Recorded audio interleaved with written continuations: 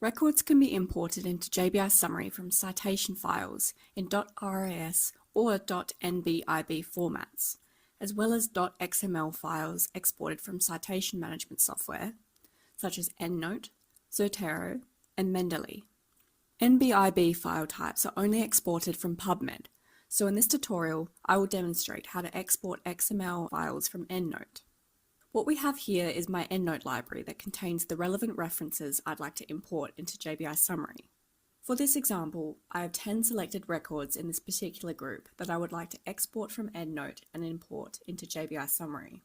Once the relevant records are selected, go to File and select Export.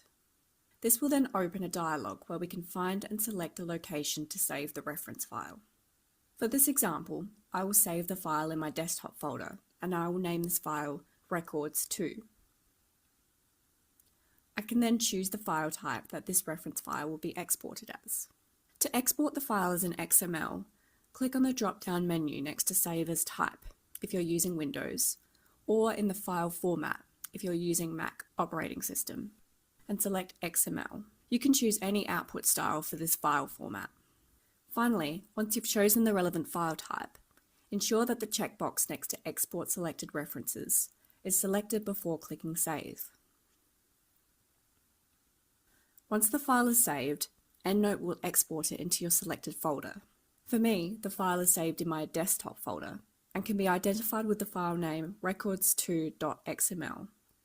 In JBI Summary, I can then import my EndNote file by going into the Screening tab, clicking on the Import button in the top right-hand corner, and selecting either the title and abstract or full text screening stage.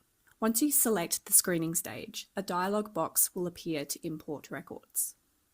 From there, we can drag and drop the file to upload it, or we can click Choose File to find and select the relevant file to upload. If clicking Choose File, the computer files will open as a dialog box.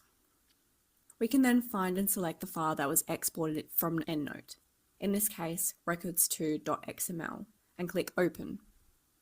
A success message will appear in green if the file has been successfully imported, and a red failure message will appear if an unsupported format has been selected for import. Detailed information about importing and managing records can be found in the preceding video, Importing and Managing Records.